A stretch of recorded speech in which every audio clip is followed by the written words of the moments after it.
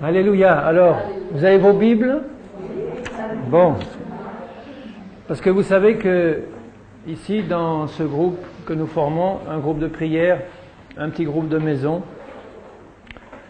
et je pense qu'il en est de même dans toutes les cellules du corps de Christ, nous cherchons à être des disciples du Seigneur et nous cherchons à ce que le Seigneur nous forme. Il nous forme de toutes les manières possibles, par la vie, par les épreuves, par son esprit, par sa parole, par toutes les expériences qu'on peut vivre. Le Seigneur nous forme et nous fait grandir, à condition que nous apprenions dans les circonstances et les épreuves qu'il veut nous faire traverser. Alors nous sommes là pour apprendre à être de meilleurs disciples. Déjà, nous sommes de bons disciples. Nous sommes là pour apprendre à être de meilleurs disciples parce que le Seigneur Jésus ne va pas s'arrêter de nous former tant que nous ne sommes pas arrivés à la mesure de la stature parfaite de Christ. Et il veut qu'on y arrive tous. Alléluia, merci Seigneur. Alors, j'ai demandé au Seigneur, qu'est-ce que tu veux que j'apporte ce soir, Seigneur? Parce qu'à chaque fois, c'est un combat. Et en même temps, c'est une victoire, parce qu'il faut que toujours la parole du Seigneur vienne fraîche du Saint-Esprit. Alors, je prie le Seigneur, je dis, Seigneur, qu'est-ce que tu veux que j'amène ce soir? Et il y a plusieurs sujets qui se sont présentés. Sans doute les autres, ça sera pour une autre fois. Parce qu'il y en a un qui était davantage sur mon cœur, alors je l'ai choisi. C'est celui-ci. L'hypocrisie. L'hypocrisie. Il y a beaucoup de choses à dire sur l'hypocrisie dans la parole de Dieu. Et quand on est un disciple du Seigneur Jésus, on est tout le contraire d'un hypocrite. Alors il faut donc qu'on puisse discerner dans nos vies, s'il n'y a pas quelques racines d'hypocrisie, que le Seigneur voit très bien, les autres peuvent ne pas la voir. Et peut-être nous-mêmes, on peut être trompés, mais le Seigneur le voit. Et dans son amour, il veut éclairer nos cœurs pour que nous puissions voir ce que c'est que l'hypocrisie. On le sait en gros, mais ce que c'est pour Dieu que l'hypocrisie, et qu'est-ce qu'il veut dans nos vies? Il veut la sincérité, il veut la vérité, comme cette parole qui vient d'être donnée. Recherchez la vérité. Jésus est la vérité, le chemin, la vie, et vérité, ça veut dire tout ce qui est vrai. Hypocrite, c'est tout ce qui a une apparence de vérité, une apparence. L'Antichrist, quand il viendra, sera un parfait hypocrite. Il va faire semblant d'être l'agneau. Il va arriver sous un déguisement d'agneau, mais dedans, ça sera un loup ravisseur. Donc au début, ça sera un hypocrite parfait. Il va essayer de séduire et de tromper par l'hypocrisie dont il va se revêtir. Et l'hypocrisie n'est pas réservée qu'à l'Antichrist ou aux serviteurs de Satan. L'hypocrisie peut se glisser bien souvent dans nos vies, dans l'Église de Jésus-Christ. Et elle s'y glisse bien souvent, je le sais par expérience. Le Seigneur me travaille pour enlever toute racine d'hypocrisie. Alors, l'hypocrisie, c'est simplement faire semblant d'être ce qu'on n'est pas. Ou faire semblant d'avoir ce qu'on n'a pas. Pourquoi faire semblant? En général, c'est par orgueil et par crainte des autres. Les deux vont ensemble. Par orgueil et par crainte des autres, par crainte du jugement, ou par crainte de ne pas être perçu comme on voudrait qu'on soit perçu. On voudrait en général donner une bonne image de nous-mêmes. Tout ce qui blesse notre image ou tout ce qui nous fait apparaître comme pas très beau aux yeux des autres, on essaye, notre chair essaye à tout prix de l'éviter. Vous connaissez ça? Ça vous est arrivé déjà? Notre chair a horreur d'être dévoilée telle qu'elle est, dans sa laideur. Et comme il y a un combat dans la vie de tous les enfants de Dieu entre ce qui est charnel et ce qui est spirituel, que le Seigneur veut supprimer tout ce qui est charnel pour manifester la nouvelle nature qu'il nous a donnée en Christ, le Seigneur veut nous montrer comment nous dépouiller de cette vieille chair et nous en dépouiller complètement, au lieu d'essayer de l'habiller de quelque chose de présentable et d'acceptable aux yeux des autres et à nos propres yeux. Mais on ne va pas tromper Dieu. On ne trompera pas bien souvent Satan non plus. Parce qu'il sait aussi reconnaître les hypocrites, il en est un, parfait. Jésus dit dans Luc 12, verset 1, je commencerai par ce verset, dans Luc 12, verset 1,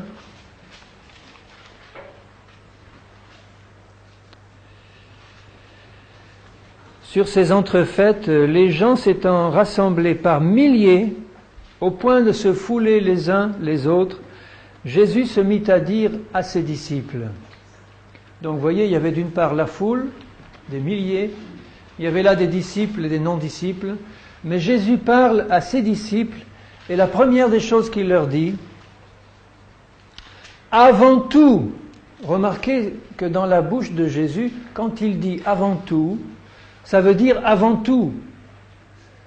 Donc avant tout le reste, avant tout disciple, et nous sommes des disciples en formation, gardez-vous du levain des pharisiens, qui est l'hypocrisie. Quand Jésus est venu sur cette terre, il est venu en tant que Fils de Dieu, rempli de l'autorité, de l'amour du Père, manifestant toutes les qualités de Dieu, Dieu le Fils, venu en chair. Il a manifesté tout ce qui est parfait en Dieu, le caractère parfait de Dieu, le fruit parfait, l'amour, la puissance, rien, pas une ombre d'imperfection dans ce que Jésus était sur cette terre. Et il n'a pas été accepté par les siens, et en particulier par les pharisiens. Vous avez remarqué dans la Bible comment les pharisiens en général se sont opposés toujours à Jésus. Quelques-uns, comme Nicodème ou Joseph d'Arimathée, ont osé croire en lui, mais bien souvent c'était en cachette ou la nuit. Ils ont rarement accepté de payer le prix que ça représentait pour eux, de reconnaître ce Jésus-là comme le Messie.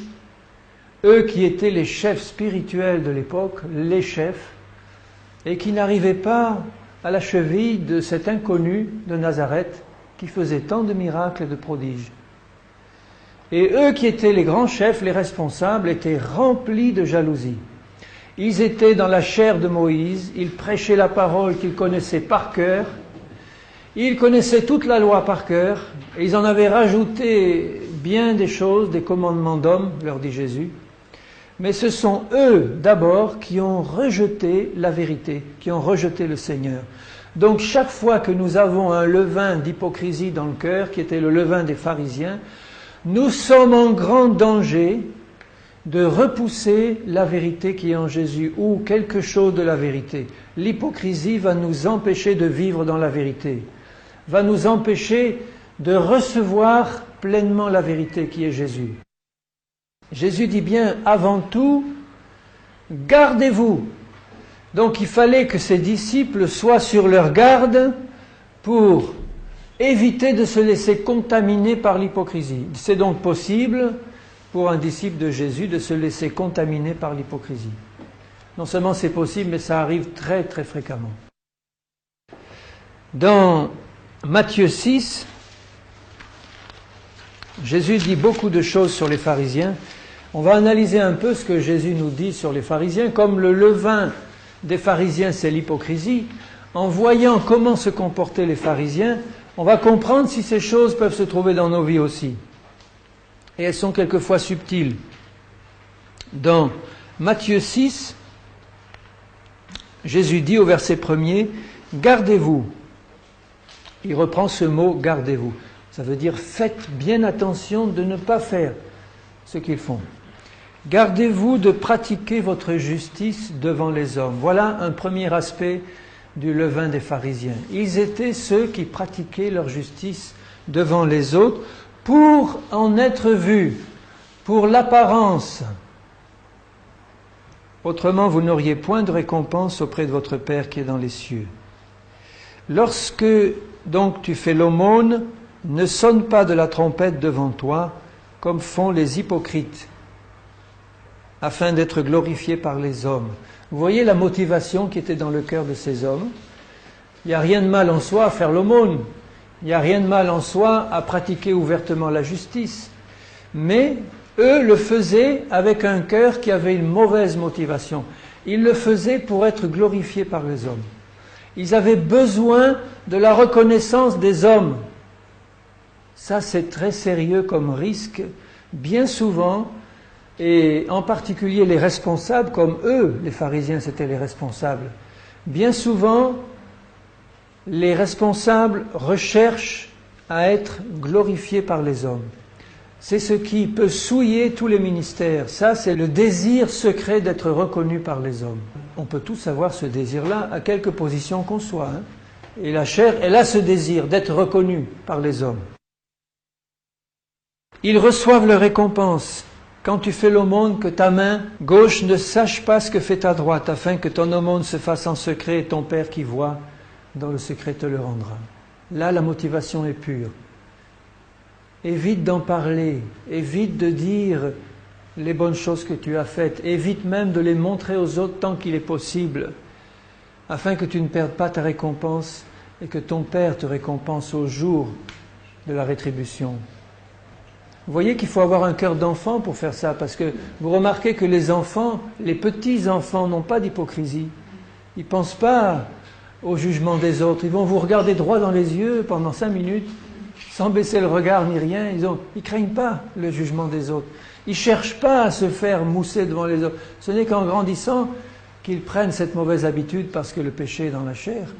Mais un tout petit enfant, il s'en moque de ça. Soyons comme des petits enfants.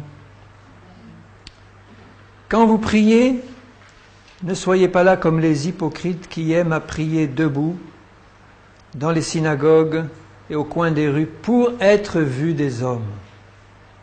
Alors vous voyez les deux motivations que Jésus donne dans cette première partie, c'est pour être glorifié par les hommes, pour être vu par les hommes. Les pharisiens, qui étaient des chefs religieux, avaient besoin de la considération des hommes, ils avaient besoin qu'on les voie, qu'on reconnaisse qu'ils étaient saints, justes et des grands hommes de Dieu qui pratiquaient la justice, qui faisaient l'aumône, qui priaient. Ils ne se préoccupaient pas du fait que Dieu seul devait les regarder. Ils préféraient chercher à être vus par les hommes et à être reconnus par les hommes. Et chaque fois que dans nos cœurs il y a cette motivation-là, d'être vus par les autres, d'être reconnus par les autres, nous avons encore dans nos cœurs un levain d'hypocrisie. Bien souvent, on a besoin d'être vu et reconnu. Le besoin d'être reconnu par les autres, c'est un besoin charnel. Quoi que vous fassiez pour le Seigneur, faisons-le, parce que je suis dans le coup aussi, faisons-le sans espérer quoi que ce soit des autres, et en particulier sans espérer d'être reconnu d'une manière ou d'une autre, sinon par notre Père qui est dans les cieux. Lui seul compte, son jugement seul compte. On ne sera pas accepté de toute manière par tous, cherchons pas à l'être par personne. On sera accepté, si nous annonçons le Seigneur, par ceux qui ont le cœur ouvert à la parole du Seigneur. On sera persécuté, rejeté. Cherchons pas à être reconnus par les autres. C'est un signe de faiblesse spirituelle, si on essaye d'être reconnu par les autres. Et les pharisiens, les pauvres, ils étaient plus à plaindre qu'à condamner, mais ils cherchaient à être reconnus parce qu'ils n'avaient pas dans leur vie la véritable puissance qui était dans la vie du Seigneur Jésus, qui n'avait absolument pas besoin d'être reconnu parce qu'il était ce qu'il était. Et ça se voyait constamment, ça se sentait. Il n'avait pas besoin d'essayer de prouver quelque chose. La puissance du Seigneur rayonnait dans sa vie. Il était le Fils de Dieu rayonnant de la lumière et de l'amour du Père. Il n'avait pas besoin de faire semblant. Donc si on essaye de faire semblant, c'est qu'on ne l'est pas, et qu'on essaye de donner le change. Et ça, c'est la pire des choses qui puissent nous arriver. Dans Matthieu 7 et au verset 5, d'abord je commence au verset 1er, parce qu'il nous parle là du jugement des autres. Il parle à ses disciples et il dit « Ne jugez point, il y a un jugement qu'il faut faire, il y a un jugement qu'il ne faut pas faire. Le jugement qui est bon, c'est ce qui consiste à discerner ce qui est bon et mauvais en moi et chez les autres. Ça, c'est un bon jugement. Il n'y a pas de mal à reprendre un frère ou une sœur dans la douceur et à lui dire ce que tu fais n'est pas bien. Il faut le faire dans l'amour et dans la vérité. Ça, c'est pas l'esprit de jugement. L'esprit de jugement, c'est un esprit de supériorité et de condamnation. Moi, je suis plus haut que toi et je condamne ceci en toi parce que toi, tu es dans le péché et moi, je suis saint. Alors, du haut de ma sainteté, je te condamne et je te juge. Ça, c'est le mauvais jugement.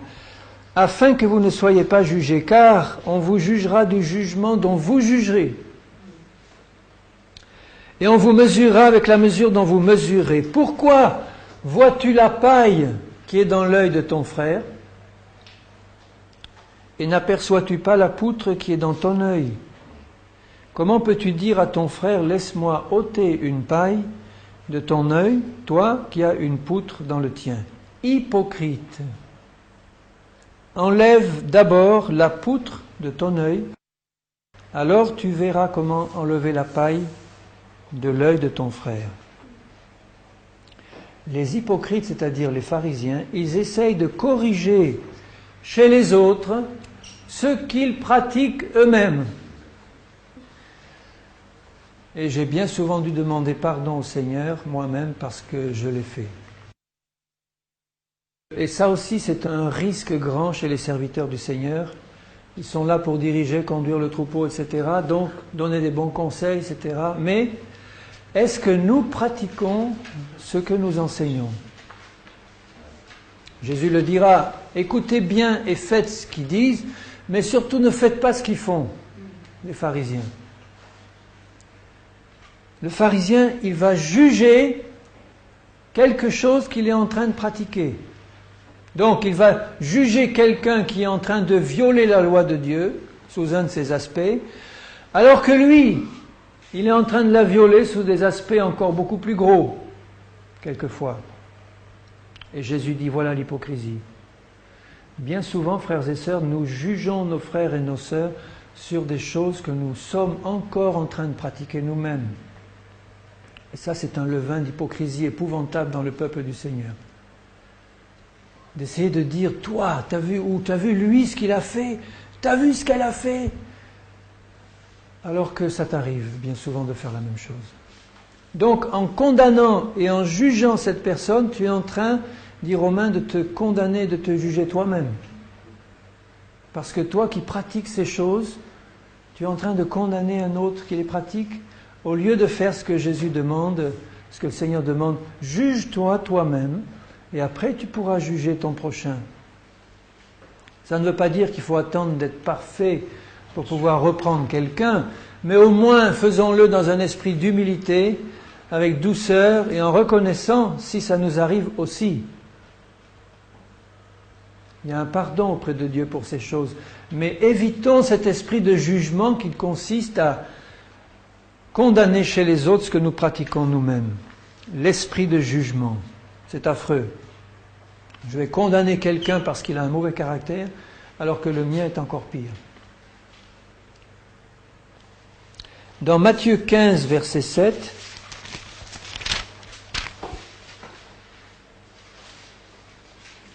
c'est aussi un passage sur les pharisiens et les scribes. Je commence au verset 1er pour voir le contexte. Les pharisiens et les scribes vinrent de Jérusalem auprès de Jésus et dirent, pourquoi tes disciples transgressent-ils la tradition des anciens? Oh, cette tradition des anciens, ça veut dire toutes ces traditions humaines qu'ils avaient ajoutées à la parole de Dieu, ou des choses qu'ils avaient enlevées de la parole, et qui respectaient depuis des siècles. Et alors ils se fâchent parce que Jésus, qui était libre de ces choses, et ses disciples aussi, ne respectaient pas ces traditions épouvantables humaines, et ils pratiquaient simplement la parole du Seigneur. Ils ne se lavaient pas les mains avant de manger, vous vous rendez compte? Le péché horrible. Et vous, dit Jésus, pourquoi transgressez-vous le commandement de Dieu au profit de ta tradition? Vous annulez, verset 6, la parole de Dieu au profit de votre tradition. Vous vous rendez compte ce que Jésus dit? Cette parole éternelle de Dieu qui ne passera pas, elle peut être annulée dans notre vie si nous la remplaçons par des traditions humaines qui n'ont rien à voir avec la parole de Dieu. Donc là, c'est tout l'aspect religieux de la vie de l'Église, ces traditions qui se sont accumulées, quelles que soient les dénominations. Vous pouvez les citer toutes, elles auront toutes leurs traditions. Les uns baptisent en avant, les autres baptisent en arrière. Enfin, je prends que ça comme exemple. Mais vous savez que dans certains pays, il y a des dénominations chrétiennes qui sont à couteau tiré parce que eux, ils baptisent par immersion en avant, alors que les autres baptisent par immersion en arrière. Et il y a deux dénominations différentes qui vont se chamailler pour ça. La tradition des anciens, enfin vous pouvez citer ça, mais citer n'importe quoi, des choses qui se sont accumulées, des choses qu'il faut faire parce que on est dans cette église ou cette dénomination. Est-ce que le Seigneur Jésus a dit qu'il fallait faire ça comme ça? Les fêtes, la Noël, la Pâque. Moi, je sens l'esprit religieux dans une église. Il suffit que j'y aille un jour de Noël ou un jour de Pâques ou de Pentecôte. Si on commence à prêcher sur Pâques, sur Noël, sur Pentecôte, eh bien, je sens que l'esprit religieux est déjà dans cette église. Parce que c'est une tradition, en plus une tradition catholique. Alors, on peut dire, oui, mais Seigneur, bon, il n'y a pas de mal. Le jour de Pâques a parlé de la résurrection du Seigneur. C'est vrai qu'il n'y a pas de mal. Mais c'est la porte ouverte à un esprit religieux. Il n'y a aucune raison non plus de ne pas parler de la mort de Jésus le jour de Pâques, de sa résurrection le jour de Noël. Ne soyons pas dépendants des fêtes des hommes que les hommes et que les fausses religions ont mises en place. Quand je rentre dans une église un jour de Noël, que je la vois toute peinturlurée de guirlandes, d'arbres de Noël, tout ça, je me dis, les pauvres, ils sont sous un esprit religieux et ils ne s'en rendent pas compte. Donc c'est un fardeau. Ça veut dire que c'est un petit signe. C'est pas là-dessus qu'il faut juger toute la vie d'une église, mais c'est simplement un signe qu'il y a derrière un esprit religieux qui est à l'œuvre et qui peut se manifester de bien d'autres façons que les guirlandes et les sapins. Ça va se manifester par des traditions humaines qui remplacent la parole de Dieu et qui créent une ambiance d'hypocrisie. Un autre exemple simple d'une attitude religieuse qui ne reflète pas la vérité. Bon, on est par exemple là 10 minutes avant une réunion, on parle, on bavarde, on est dans la cour ou dans le hall, on discute, etc. Et on plaisante, on rentre dans la salle et puis tout à coup, silence, on est dans la salle, on est dans l'église. Alors on n'entend plus un chuchotement, on est là, dans la présence. Mais dehors, on n'est pas en présence de Dieu, alors que dedans, on serait dans la présence de Dieu. C'est de l'hypocrisie, ça. Dieu est aussi présent dans la cour ou dans mes paroles à la fin du repas ou à n'importe quel autre moment de ma vie qu'au milieu d'une église ou d'une salle. Donc, si je me comporte différemment alors que je suis dans une salle au milieu de mes frères, différemment qu'un quart d'heure avant alors que j'étais dans le hall, où j'étais en train de faire quelques plaisanteries un peu douteuses ou autre chose, et puis que j'entre ici, alors là, je prends le masque religieux. Alors là, on est dans la réunion, et ça, c'est l'esprit religieux, les traditions humaines. Vous croyez que le Seigneur ne veut pas enlever ça de nos vies pour nous faire respirer un air de liberté?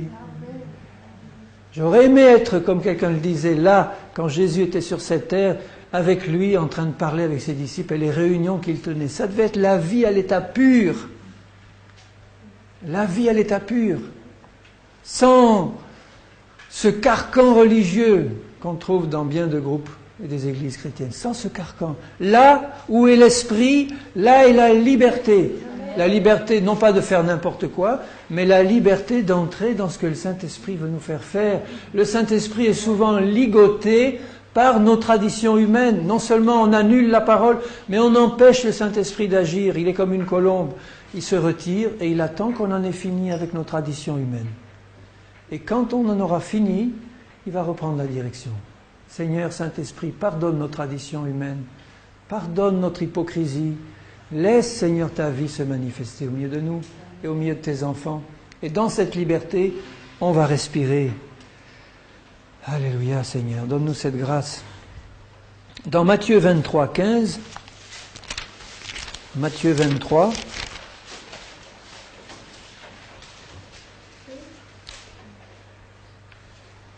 D'abord au verset 13. Malheur à vous, scribes et pharisiens hypocrites. En passant, je montre que quand le levain des pharisiens se trouve dans notre vie, nous sommes sous la malédiction de Dieu. C'est dans la parole de Jésus. Malheur à vous, hypocrites. Malheur à vous. Donc quand Jésus prononce une parole de malédiction, j'aime autant vous dire que c'est difficile d'avoir la bénédiction. Parce que la malédiction, là, elle ne vient pas de Satan, elle vient de la bouche même du Seigneur. Malheur à vous, scribes et pharisiens hypocrites. Ils étaient sous la malédiction, ils n'avaient qu'une chose à faire, c'est se repentir et changer. Parce que vous fermez aux hommes le royaume des cieux, vous n'y entrez pas vous-même, et vous ne laissez pas entrer ceux qui veulent entrer. Ça, c'est encore un fruit de l'hypocrisie. Le fait d'avoir une apparence religieuse, même si elle est très belle, ne va jamais apporter la vie de Dieu. Et ceux qui arrivent, qui voient une belle apparence, ils peuvent être trompés au début, parce qu'ils sont jeunes, ils voient « Ah, c'est merveilleux, quel serviteur de Dieu merveilleux !» Mais c'est une carcasse blanchie qui ne peut pas faire entrer dans le royaume une âme qui arrive, parce que la vie de Dieu n'y est pas. Vous dévorez au verset 14 les maisons des veuves. Ça veut dire qu'ils étaient là avec leur appât du gain pour essayer de récupérer toutes les richesses de ces pauvres veuves.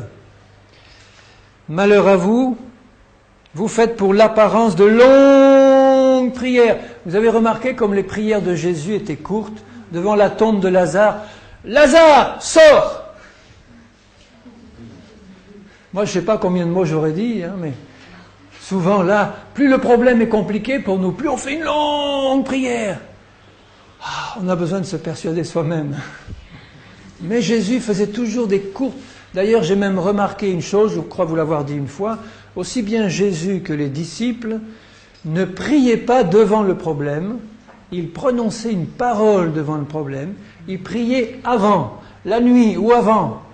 Mais chaque fois que Jésus se trouvait devant un malade, on ne voit jamais Jésus se tourner vers son Père en disant « Père, tu vois cet homme qui vient vers toi, je te le présente, je te demande de le bénir, de le guérir. » Jamais.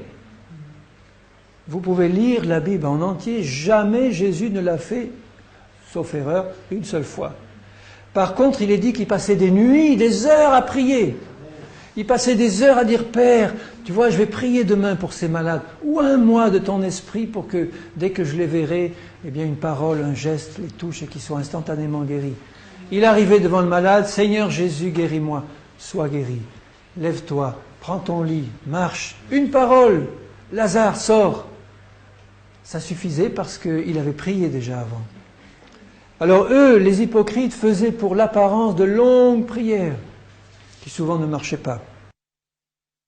Et alors au verset 15, « Malheur à vous parce que vous courez la mer et la terre pour faire un prosélyte. » Un prosélyte, c'était quelqu'un qu'ils essayaient de gagner à la foi juive. Mais nous, en tant que chrétiens, nous pourrions aussi faire la même chose et faire en tant qu'hypocrites beaucoup d'évangélisation, beaucoup de réunions d'évangélisation, beaucoup de missions d'évangélisation. On va essayer d'attirer des milliers d'âmes au Seigneur. Ils vont venir. Est-ce qu'ils vont voir des disciples pleins de la vérité du Seigneur ou des hypocrites? Parce que ceux-là, ils ont passé du temps à courir la terre pour faire des prosélytes et ensuite, quand ils les ont attirés, eh bien, ils en ont fait des fils de la géhenne 2 fois plus qu'eux. Ils ne pouvaient pas donner ce qu'ils n'avaient pas. Ils étaient remplis de l'hypocrisie. Ils ont transmis l'hypocrisie et bien plus encore à ceux qui venaient. Vous vous rendez compte le risque qu'ils ont pris? Évidemment, je suis sûr qu'il y en a qui ont remarqué ça avant et qui ne se sont pas laissés avoir, mais un grand nombre sont devenus comme eux des hypocrites. Si nous, en tant que chrétiens, nous vivons une vie d'hypocrisie, c'est peine perdue que d'essayer de témoigner, d'évangéliser, pour faire venir au Seigneur et dans sa maison des âmes nouvelles. Si nous avons un vernis d'hypocrisie, ils ne vont pas tarder à s'en apercevoir. Peut-être pas au début, mais au bout de quelque temps, quand ils verront les fruits que notre vie porte en privé, s'il vous plaît, quand je veux juger de la vie d'un frère ou d'une sœur, c'est pas sur une estrade ou dans l'église le dimanche que je vais le juger. C'est chez lui à la maison, si je peux avoir assez de contact avec lui pour voir dans le privé comment il se comporte. Donc si je veux montrer les fruits du Seigneur, de la vérité dans ma vie, ça va se voir dans le privé, avec ma femme, avec mes enfants, dans ma maison, parce que c'est là que j'aurai le moins de retenue. Hein, vous avez remarqué ça aussi ? C'est là, je vais me retenir devant ceux qui ne me connaissent pas, mais devant ceux qui me connaissent depuis longtemps, j'aurai moins de scrupules. Et c'est là que ça va sortir, toutes les mauvaises choses, beaucoup plus facilement. Les problèmes les plus graves, c'est toujours au niveau de la famille, ou des amis très proches. C'est triste, hein, mais c'est ça. Alors, c'est inutile, bien-aimés, de faire beaucoup d'évangélisation si l'Église est remplie d'hypocrites. J'espère, je ne connais pas les cœurs, Dieu seul les connaît, j'espère, je dis Seigneur, je te supplie qu'il n'en soit pas de même pour moi, pour mes bien-aimés, mes frères, mes sœurs, pour ton Église. Mais quand je regarde dans ma vie, dans ma propre vie, la facilité avec laquelle l'hypocrisie se glisse, et quand je vois autour de moi, après 20 ans et quelques de conversion, que je vois le nombre d'hypocrites et l'hypocrisie qui règne dans tellement d'églises, de vie de chrétiens, de serviteurs de Dieu, je dis Seigneur, il y a là un problème majeur, et bien souvent, si les âmes nouvelles ne persévèrent pas dans l'église, c'est parce qu'après quelque temps, elles ont vu que c'était du toc. C'était une apparence et derrière du creux. Elles ne s'en sont pas rendues compte tout de suite, mais après quelque temps, elles nous ont connus en privé. Et là, elles ont été découragées. Elles ont dit, comment un serviteur de Dieu, quelqu'un qui a 15 ans, 20 ans de conversion, 30 ans, se comporter encore comme je le vois se comporter aujourd'hui, et qui vient encore me juger? Moi, j'en veux pas de cette église-là. J'en veux pas de cette vie-là. Et ils s'en vont et ils se perdent. Vous vous rappelez que Jésus a dit « À ceux-ci, tous reconnaîtront que vous êtes mes disciples, à l'amour, mais pas un amour rempli d'hypocrisie, à l'amour véritable que vous aurez les uns pour les autres. » Au verset 23, « Malheur à vous, scribes et pharisiens hypocrites, vous payez la dîme de l'amande, de l'aneth, du cumin, et vous laissez ce qui est le plus important dans la loi, la justice du Christ, la miséricorde, le pardon qui vient vraiment du fond du cœur contre ceux qui nous ont offensés ou traités injustement. C'est ça la miséricorde. C'est pardonner quelqu'un qui ne mérite pas d'être pardonné. C'est lui dire, d'accord, j'efface l'ardoise, c'est fini, il n'y a plus rien, j'y reviens plus, je ne remets plus ça sur la table, c'est terminé, je te fais miséricorde.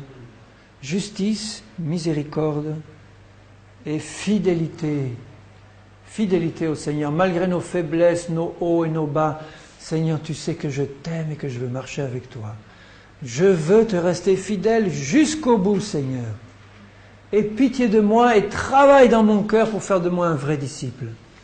Donc, il payait la dîme. La dîme. Je mets l'enseignement de la dîme de côté pour ma part. Ce n'est pas un enseignement pour l'Église du Nouveau Testament. Pour moi, la dîme n'est pas un enseignement pour le chrétien du Nouveau Testament. Excusez-moi si je vous choque, mais c'est quelque chose qui était sous la loi et même avant la loi, bien avant. C'est donc un principe spirituel que Dieu avait donné dans des temps qui n'était pas celui de la grâce, alors que maintenant, pour nous, chrétiens du Nouveau Testament, ce n'est pas 10% que le Seigneur demande, c'est 100%. Il nous demande de marcher par l'Esprit. Rien ne nous appartient, ni même notre propre vie. J'ai vu des chrétiens qui donnaient leur dîme à la virgule près, après impôt, et puis après ils étaient contents. Le reste, c'était quelques offrandes supplémentaires. Mais ce n'est pas ça la vie du Nouveau Testament. Le Nouveau Testament, c'est marcher par l'Esprit pour que le Seigneur me dise jour après jour ce que je dois faire de tout ce qu'il m'a donné et qui lui appartient. De ma propre vie, je vais donner 10%. Si je donne 10% de mes ressources, j'aurais tendance à donner 10% de ma vie, de mon temps, etc. au Seigneur. Mais le Seigneur demande du 100%, bien-aimé. 100% de mon argent, 100% de mon temps, 100% de mes loisirs, 100% de tout ce que je peux faire. Que tout soit conduit par lui. Amen. Vous croyez que c'est possible? Alléluia, c'est possible parce que Dieu le veut et il nous aidera à le faire. Donc eux, pour revenir au principe spirituel, en gros, ils faisaient tout ce qu'il fallait faire dans leur religion et ils oubliaient l'essentiel. De marcher par l'esprit. De marcher par l'esprit. Au verset 25, vous nettoyez le dehors de la coupe et du plat, bien astiquez le dehors. Et au-dedans, ils sont pleins de rapine et d'intempérance. La rapine, le besoin d'accumuler pour soi, c'est l'égoïsme, c'est le besoin d'être vu toujours, le besoin d'accumuler. L'intempérance, c'est l'incapacité de se contrôler d'une manière ou d'une autre. Les intempérants, ils ne peuvent pas se contrôler sur le plan de la nourriture, sur le plan de toute autre chose, ou des plaisirs de ce monde. Ils n'y arrivent pas, Eux, ils n'y arrivaient pas. Pour l'apparence, oui, mais dans leur vie de tous les jours, non, ils n'y arrivaient pas. Pharisiens aveugles. Vous voyez que l'hypocrisie nous aveugle. Nettoie premièrement l'intérieur. Et le Seigneur s'adresse à nous tous. Si nous discernons qu'il y a une once d'hypocrisie dans notre vie, le Seigneur va nous prendre à part en disant, bien-aimé, je te demande de nettoyer l'intérieur de ta coupe, l'intérieur de ton plat. Je ne te permets pas de continuer à vivre dans cette hypocrisie qui est un danger pour toi et pour mon œuvre. Il faut que tu comprennes ce que tu as à faire.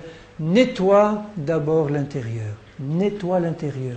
Repens-toi de cette hypocrisie. Et après tu pourras faire et penser à l'extérieur. Si l'intérieur est propre, il n'y aura aucun mal à changer l'extérieur. Donc tous ces problèmes d'habillement, d'apparence, de façon de s'habiller, de pantalons pour les femmes, de voile sur la tête, etc.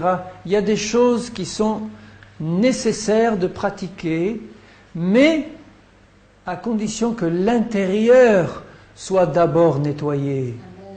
À quoi servirait, je prends l'exemple des femmes puisqu'on en parle, à une femme de ne porter que des robes et jamais de pantalons? Si c'est une femme rebelle à son mari, rebelle à ses conducteurs, rebelle, etc., bon, c'est l'apparence, ça ne sert à rien du tout. À quoi lui servirait de porter le voile qui représente la soumission à l'autorité dont elle est soumise, etc., si, dans le fond de son cœur, elle n'a pas d'une part le désir ardent d'être une femme soumise et la pratique de cette soumission. Ça ne sert à rien. Pour les hommes aussi. À quoi servirait d'avoir une belle apparence de chrétien modèle si au-dedans, ce sont des ossements desséchés? On ne trompe pas le Seigneur. Donc, tout ceci qui était pratiqué par les pharisiens montre simplement que leur conscience avait une marque de flétrissure. Dans 1 Timothée, il le dit dans 4.2, il parle des faux docteurs hypocrites qui ont dans leur conscience une marque de flétrissure. La flétrissure, c'est quelque chose qui souille. Ils avaient donc de l'impureté en dedans, et cette impureté se traduisait par toutes sortes de mauvaises œuvres en cachette, alors qu'ils arrivaient à donner le change aux yeux des hommes. Leur conscience était flétrie. Pour nous chrétiens, quand Jésus dit « Faites attention à ne pas vous laisser contaminer par le levain des pharisiens », il emploie une image qui nous montre que le levain a la propriété d'avoir un tout petit grain qui fait grossir une bonne masse de pâte. Si on introduit un grain de levain dans une masse de farine, ça fait gonfler toute la masse. Si on laisse un grain d'hypocrisie entrer dans notre vie, ça va contaminer tout l'ensemble de notre vie chrétienne. Et pour nous chrétiens, il y a deux aspects sur lesquels nous devons veiller en particulier à ne pas laisser l'hypocrisie entrer, c'est l'amour et la sagesse. L'amour, tout le monde sait ce que c'est l'amour de Dieu. La sagesse, c'est avoir de Dieu la solution qu'il faut dans une situation difficile. Dans Romains 12, verset 9, après avoir donné le conseil d'offrir nos corps comme sacrifice vivant, Paul dit que l'amour soit sans hypocrisie. Ayez le mal en horreur.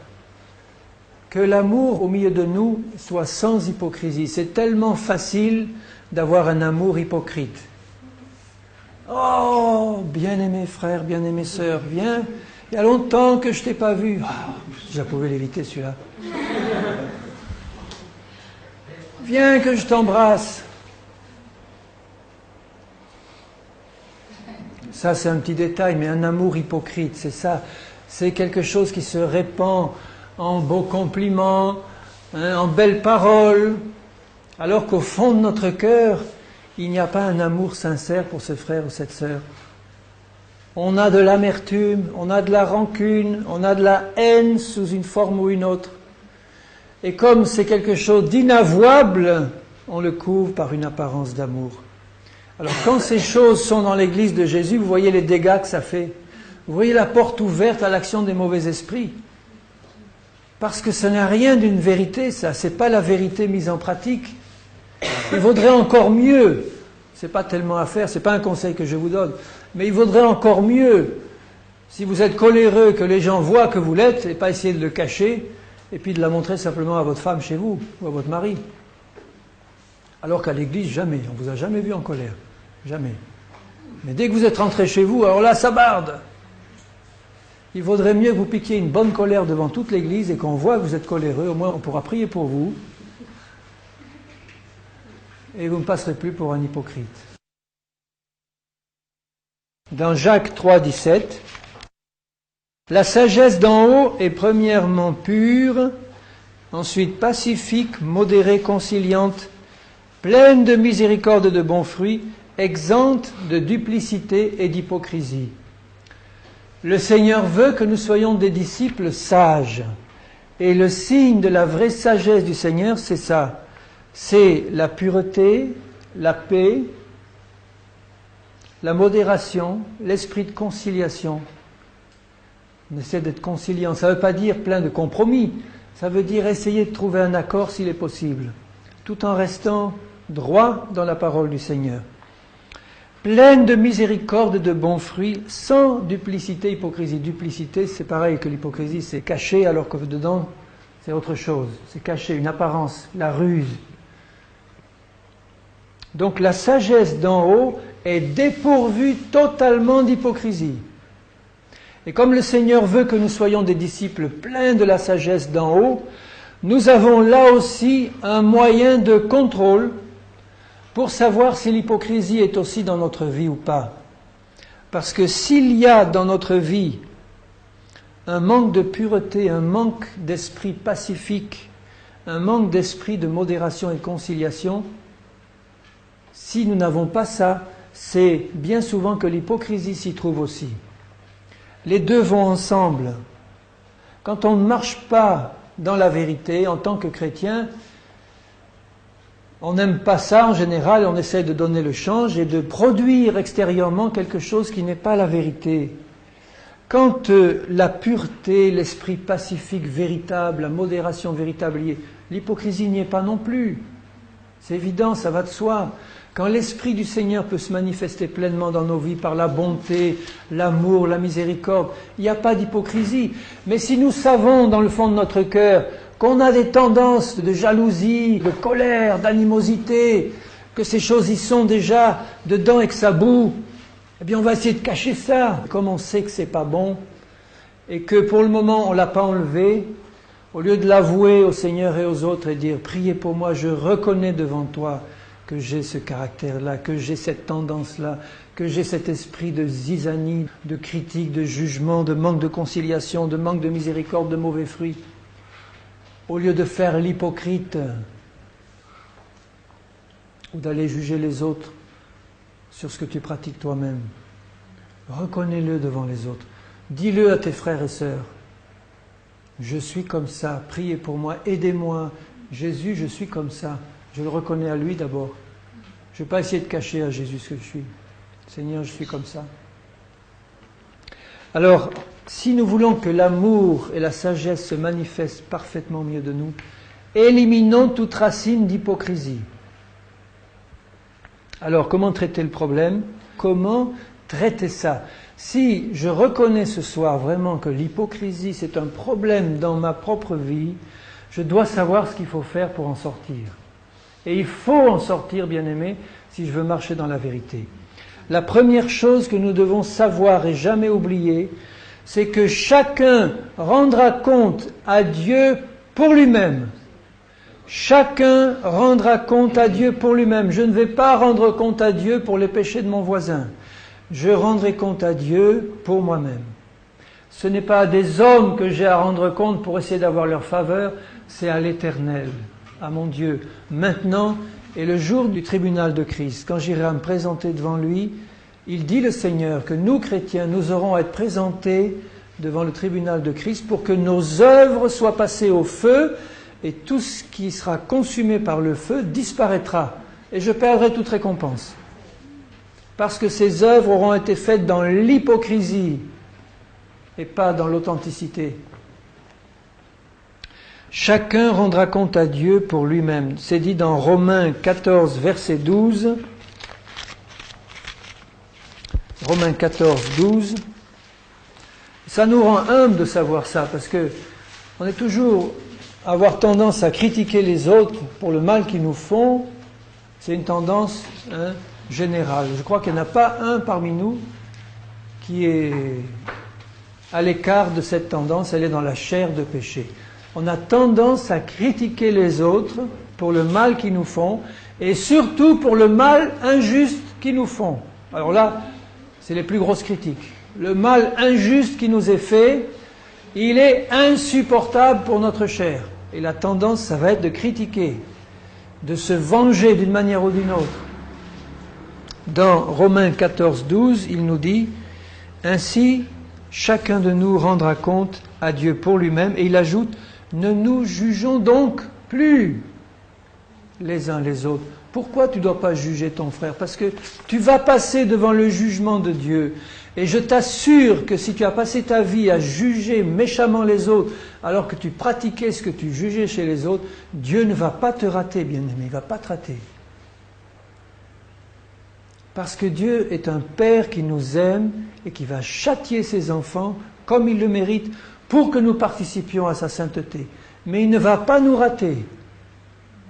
Et je ne le dis pas pour faire apparaître Dieu sous un jour de Père Fouettard.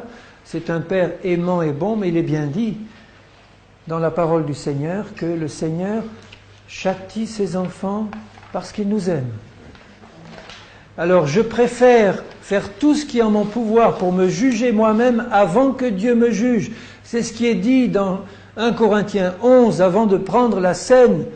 Il dit « Juge-toi, fais attention, parce que si tu prends la scène indignement, avec un esprit de jugement, d'hypocrite, tu vas prendre un jugement contre toi-même. Et c'est pour cela qu'il y a parmi vous beaucoup de malades et qu'un grand nombre sont morts prématurément. Parce qu'ils n'ont pas jugé leur propre vie avant de juger celle des autres, et ils osent, et nous osons prendre le pain et le vin comme ça. Vous savez que dans tout le Nouveau Testament, ce qui est marqué dans ce passage, c'est la seule cause de maladie décrite dans le Nouveau Testament pour les chrétiens, de prendre le pain et le vin indignement. C'est la seule cause de maladie décrite dans le Nouveau Testament. C'est pour cela qu'un grand nombre d'entre vous sont malades et sont morts prématurément.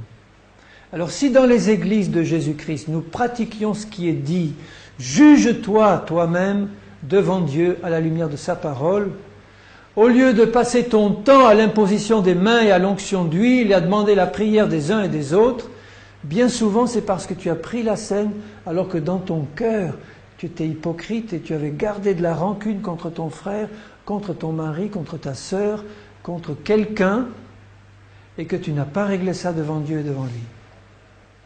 C'est sérieux, bien-aimés. On ne s'amuse pas avec le Seigneur.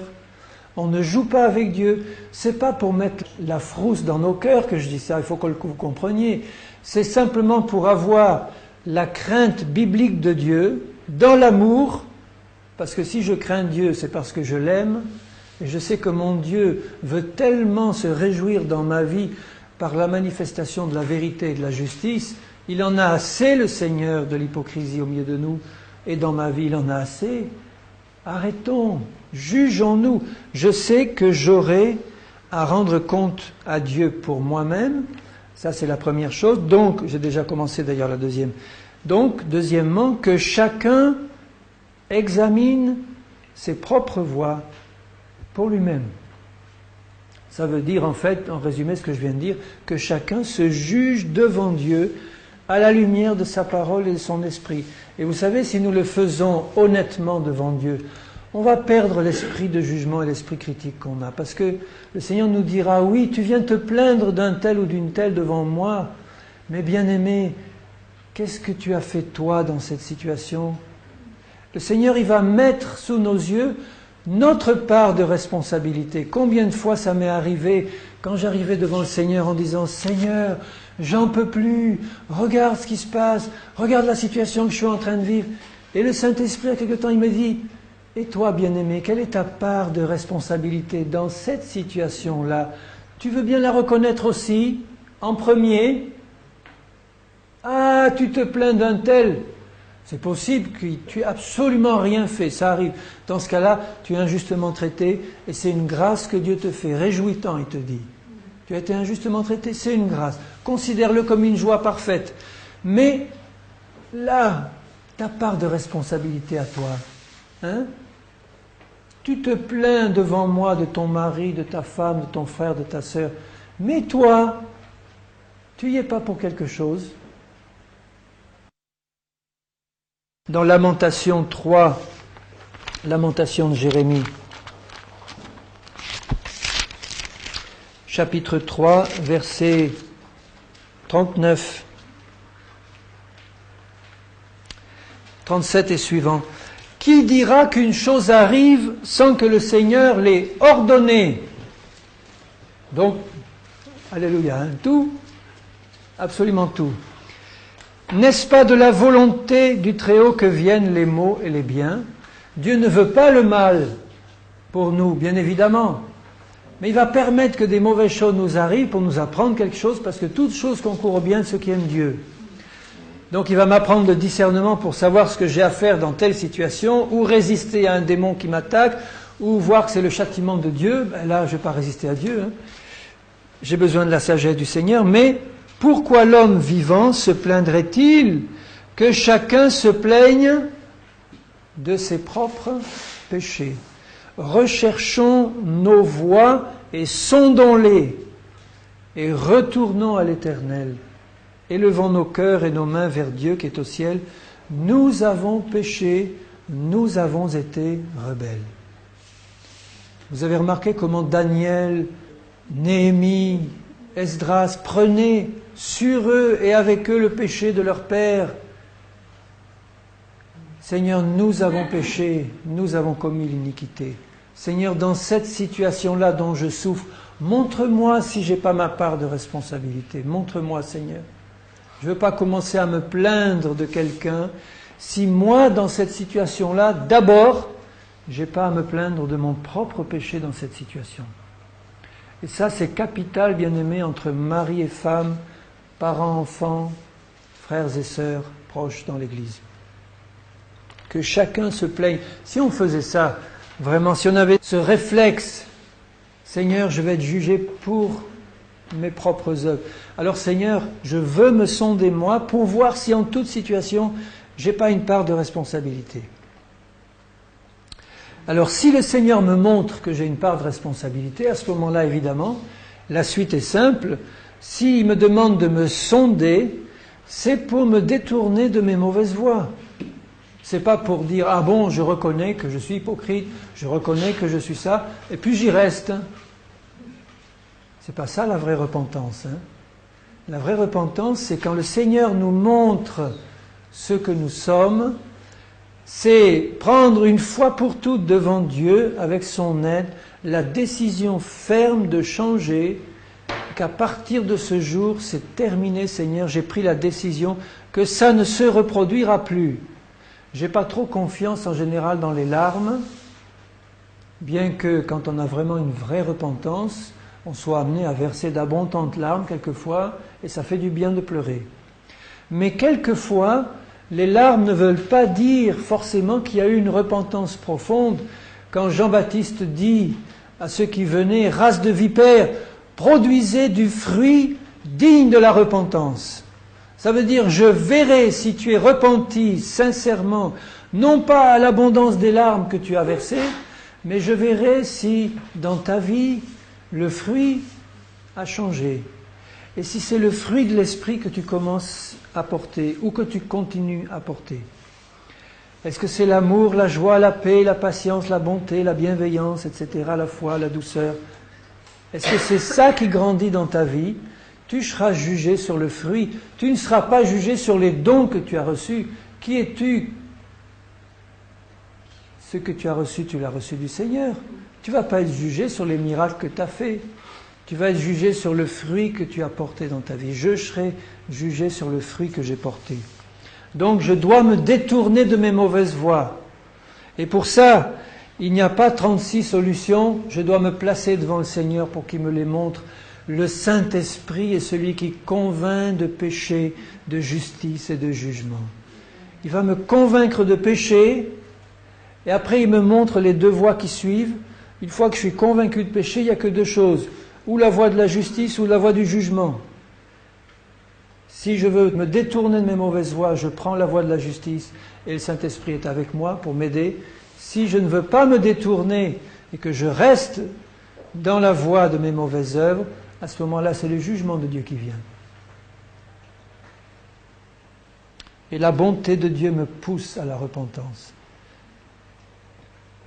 Il y a un aspect que je dois veiller en particulier, c'est quelque chose de très spécial, où l'hypocrisie et l'iniquité se glissent le plus, c'est le domaine de la langue. Parce que c'est par la langue que l'hypocrisie est la plus grande.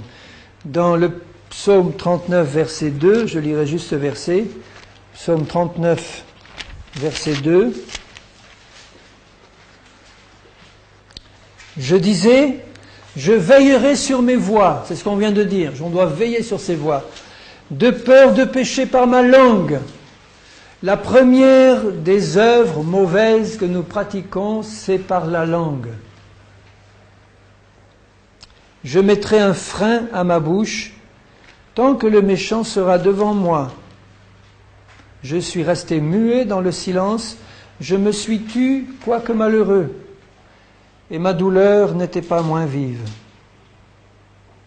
Mon cœur brûlait au-dedans de moi, un feu intérieur me consumait, et la parole est venue sur ma langue.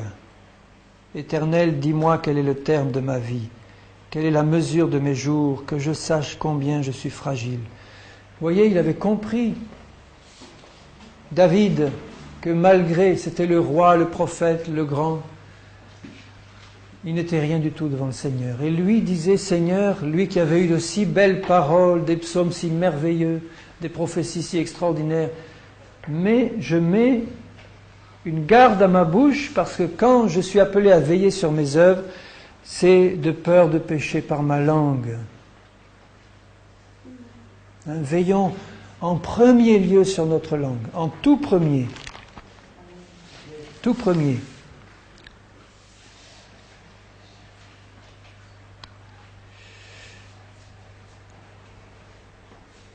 Si je veux y arriver, Jésus me dit, veillez et priez pour avoir la force de tenir debout, donc de rester fidèle dans mes voies. Si je dois veiller sur mes voies, je dois veiller et prier pour que le Seigneur me garde debout. Il dit ça dans Luc 21, 36. Bon, je ne m'étends pas là-dessus, mais c'est capital. Si je ne passe pas du temps devant le Seigneur en disant « Seigneur, éclaire-moi sur ce que je suis. Montre-moi, Seigneur. » Et moi, ça a été mon expérience de chaque fois, quand j'ai eu besoin de me présenter devant le Seigneur pour qu'il me montre quelque chose, il me l'a montré, bien-aimé. Et quelquefois, il m'a montré des choses que je lui demandais même pas, alors que je venais le prier pour toute autre chose, mais le fait de me trouver en sa présence, le Seigneur me disait « Tu vois, je voudrais que tu règles ça dans ta vie. je te montre ça, règle-le. Donc si je passe du temps à veiller et prier, le Seigneur me donnera la force de veiller sur mes voies et de me tenir debout, d'avoir la force de rester debout jusqu'au jour de Christ. Si je ne fais pas cela, donc si je ne veille pas sur mes voies pour écarter toute racine d'hypocrisie, le Seigneur le dit dans sa parole, je mourrai. C'est aussi simple que ça. Et il s'adresse aussi bien aux chrétiens qu'aux païens. Évidemment, les païens, ils ne peuvent rien faire. Ils ne peuvent pas veiller sur leur voie, leur cœur est dans l'hypocrisie. Ça s'adresse donc essentiellement à nous, chrétiens. Je vais vous lire quelques passages qui le montrent. Dans Proverbe 19, 16, Seigneur, je te prie pour que l'attention reste ferme. Tu vois que c'est un peu long, Seigneur, mais je te prie pour que l'attention reste ferme, que l'ennemi aussi ne vienne pas enlever la semence de ta parole et que tu renouvelles chacun de nous au nom de Jésus. Amen. Dans Proverbe 19, 16, il dit « Celui qui garde ce qui est commandé garde son âme. Celui qui ne veille pas sur sa voie mourra. » Alors, il nous est dit de veiller les uns sur les autres, c'est sûr, c'est biblique aussi. Mais comment pouvons-nous bien veiller les uns sur les autres si nous ne commençons pas par veiller d'abord sur nos propres voies? Quel conseil vrai je vais pouvoir donner à quelqu'un? Quelle aide authentique, véritable je vais pouvoir donner si je ne veille pas sur mes propres voies? Si je laisse l'hypocrisie rentrer ou dominer dans ma vie? Je ne pourrai rien faire de bon. Et non seulement je ne pourrai rien faire de bon, mais ça va amener la mort dans ma vie, la malédiction de Dieu. Dans 1 Timothée 4, 16, dans le Nouveau Testament, 1 Timothée 4, 16, il développe la même idée. C'est Paul qui dit à Timothée, « Veille sur toi-même et sur ton enseignement. Persévère dans ces choses, persévère dans le fait de veiller. Car en agissant ainsi, tu te sauveras toi-même et tu sauveras ceux qui t'écoutent. » C'est exactement la même idée que dans l'Ancien Testament. Il dit veille sur tes voies, veille sur toi-même, veille sur ton enseignement, car en faisant cela, tu te sauveras. On est sauvé par grâce, on est sauvé par l'œuvre de Jésus à la croix. Mais si on se moque de Dieu en ne veillant pas sur nous au point de pratiquer hypocritement, à ce moment-là, c'est la mort qui va rentrer en nous. Tu te sauveras toi-même, c'est-à-dire tu vas rester sous la grâce du Seigneur. Et dans la plénitude de sa grâce, si tu veilles sur toi et si tu laisses constamment le Saint-Esprit agir dans ta vie en éliminant l'hypocrisie, tu vas parvenir au salut qui t'est donné par grâce. Tu vas pleinement entrer dans le salut qui t'est donné. Si tu ne le fais pas, tu vas laisser la mort entrer en toi. Dans 1 Corinthiens 10, 1 Corinthiens 10, Frères, verset 1, « Je ne veux pas que vous ignoriez. » Il ne faut pas, bien aimé, que nous l'ignorions. Jamais on doit l'oublier. Que nos pères, les anciens, les Hébreux, là, ils parlent, ont tous été sous la nuée. Ils sont tous passés au travers de la mer. Qu'ils ont tous été baptisés en Moïse dans la nuée et dans la mer, qu'ils ont tous mangé le même aliment spirituel, qu'ils ont tous bu le même breuvage spirituel, car ils buvaient à un rocher spirituel, et ce rocher était Christ. Mais la plupart d'entre eux ne furent point agréables à Dieu, puisqu'ils périrent dans le désert. Ils n'ont pas veillé sur leur voie, ils n'ont pas persévéré, et ils ont péri dans le désert. Ces choses sont arrivées pour nous, chrétiens, nous servir d'exemple. Vous voyez, ils ont tous été baptisés dans la mer. C'est la figure du baptême d'eau. Ils ont tous été dans la nuée, baptême du Saint-Esprit. Tous baptisés en Moïse, nous on dirait en Jésus-Christ. Alors vous vous rendez compte, des frères et des sœurs baptisés d'eau, baptisés du Saint-Esprit, baptisés en Jésus-Christ, dans la mort et la résurrection de Jésus, dans la plénitude du Seigneur. Ils n'ont pas été agréables à Dieu et ils ont péri dans leur désert parce qu'ils n'ont pas veillé sur leur voie. Alors pour donner le change, ils ont fait les hypocrites et ils ont péri.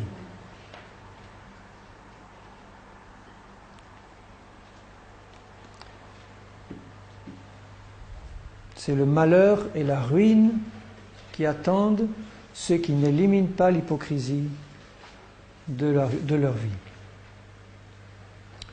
Et après, là c'est ma conclusion, après seulement, quand on aura fait ça, je sais que j'ai à rendre compte moi-même devant Dieu. Je sais que j'ai à veiller sur mes voies d'abord pour éliminer les mauvaises voies et marcher dans la vérité de Dieu, pour confesser mon péché au Seigneur, recevoir son pardon et marcher dans l'honnêteté, dans l'authenticité devant les autres et devant mon Seigneur. Alors après, je pourrais mettre en pratique cette parabole de Jésus. Après, je vais m'intéresser à toi, mon frère, ma sœur, mais vraiment, et je vais t'aider à enlever la paille qui est dans ton œil. Je vais t'aider à ôter la paille. Et ça va être fait comme Jésus l'aurait fait, sans esprit de jugement. Et l'autre va le sentir. Si j'arrive avec ma grosse poutre dans les yeux qui va se voir, une poutre, ça se voit. Il n'y a que moi pour ne pas la voir. Évidemment, elle m'aveugle. Mais celui qui est en face de moi, je vais arriver avec ma grosse poutre en disant « Viens ici, je vais t'enlever ta paille ». Vous ne croyez pas que l'autre, il va se moquer de moi? Mais si je suis devant le Seigneur honnêtement, en disant « Seigneur, enlève mon aveuglement, je veux passer du temps à nettoyer l'intérieur de la coupe. Après, je vais pouvoir m'approcher avec miséricorde et compassion de mon frère et de ma sœur. Je vais lui dire « Viens, bien-aimé, tu as une petite paille dans l'œil. T'inquiète pas, moi j'avais une grosse poutre. Mais tu as une petite paille, je vais t'aider, viens. » C'est plus facile d'aider l'autre à enlever sa paille. Dans 2 Timothée 2, 25, il dit ceci. 2 Timothée 2, 25, 24 d'abord. J'ai envie de commencer à lire à partir de 22. Parce que c'est le dernier passage que j'ai. 2 Timothée 2, 22. Il vient de parler d'un vase d'honneur, propre, sanctifié, utile à son maître. Et il termine en disant « Fuis les passions de la jeunesse et recherche la justice, la foi, la charité, la paix, avec ceux qui invoquent le Seigneur d'un cœur pur, donc d'un cœur sans hypocrisie, d'un cœur pur. Repousse les discussions folles et inutiles, sachant qu'elles font naître des querelles. Or, il ne faut pas qu'un serviteur du Seigneur ait des querelles. » Et vous remarquez qu'il s'adresse en priorité aux serviteurs du Seigneur parce que c'est souvent là qu'il y a le plus de querelles. Ce n'est pas dit dans un esprit de jugement, mais c'est une constatation. Et il le dit exprès à cause de l'hypocrisie qui règne. Il ne faut pas qu'un serviteur du Seigneur ait des querelles. Il doit au contraire avoir de la condescendance pour tous, être propre à enseigner, doué de patience. Il doit redresser avec douceur les adversaires dans l'espérance que Dieu leur donnera la repentance pour arriver à la connaissance de la vérité.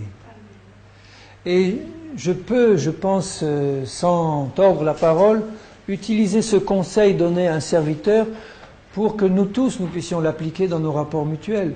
Si je cherche d'abord le Seigneur pour enlever la poutre qui est dans mes yeux, je vais pouvoir prendre mon prochain et je vais pouvoir le redresser avec douceur et avec amour. Parce que l'esprit de jugement et l'hypocrisie ne sera plus dans ma vie. Et je ne vais pas être amené à lui taper sur le dos en lui disant « Tu vois ce que tu fais ?» alors que je suis en train de pratiquer la même chose.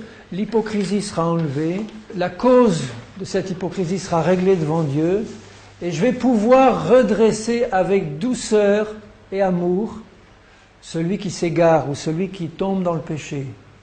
C'est ça que le Seigneur veut que nous fassions, que nous puissions nous reprendre les uns les autres avec amour. Reprenons-nous les uns les autres avec amour et avec patience et douceur. Mais n'oublions pas avant de passer du temps dans le Seigneur pour que l'esprit de l'agneau rentre profondément en nous, que nous soyons imbibés de l'esprit de l'agneau, de l'esprit d'humilité, de patience, de bonté, d'amour, en disant Seigneur, je veux être un disciple accompli. Montre-moi où est l'hypocrisie dans ma vie. Je ne veux pas me contenter du tout de paraître, être un bon chrétien. À quoi ça sert de paraître? Toi tu vois Seigneur, tu veux la vérité. Alors Seigneur, montre-moi. Je suis prêt à étaler sur la table, si tu me le demandes, tout ce qui doit être étalé. Au sens où Dieu le veut, c'est-à-dire à confesser mon péché à quelqu'un à qui je dois le confesser, à mettre ouvertement mes mauvaises actions sous les yeux de quelqu'un que j'ai offensé, de dire oui, d'accord, pardonne-moi. Il y en a qui vont trouver les autres pour demander pardon, puis ils leur disent oui, tu sais, je te demande pardon pour ce que tu m'as fait, mais tu sais, si tu n'avais pas fait ça, ça ne serait jamais arrivé. Si tu ne m'avais pas traité comme ça, je te pardonne, mais enfin quand même. Vous voyez l'esprit de douceur? C'est-à-dire que quand j'arrive, après avoir passé du temps brisé devant Dieu qui m'a montré mon propre péché, comment moi je m'étais comporté, que je vais trouver l'autre en disant pardonne-moi vraiment. Je ne vais pas commencer à mettre l'accent sur son péché, mais sur le mien. Et là, je vais amasser des charbons ardents sur sa tête, et lui, il va être repris dans sa conscience, et il va dire, mais oui, dans le fond, c'est vrai. Moi aussi, je te demande pardon. Seigneur, je te demande vraiment de tout mon cœur que tu fasses ce travail dans mon cœur. Seigneur, je désire que tout le vin d'hypocrisie soit enlevé. Et je désire que tu me montres, Seigneur, partout où il y a une façade, quelque chose qui veut paraître, qui veut se défendre, qui veut se justifier devant les autres, Seigneur. Je veux que tu me montres de tout mon cœur, je te le demande. C'est une prière du fond de mon cœur, Seigneur. Trop souvent j'ai été hypocrite, Seigneur, devant les autres. Et Seigneur, je veux que ce soit ta vérité qui transparaisse dans toute ma vie, dans mes pensées, dans mes paroles. Que je puisse être utilisé par toi, Seigneur, pour être un instrument de miséricorde, pour pouvoir redresser avec amour, avec bonté, avec douceur, Seigneur. Je te prie pour mes bien-aimés qui sont ici. Fais cette œuvre dans chacune de nos vies. Donne-nous, Seigneur, dans nos cœurs le désir de vérité.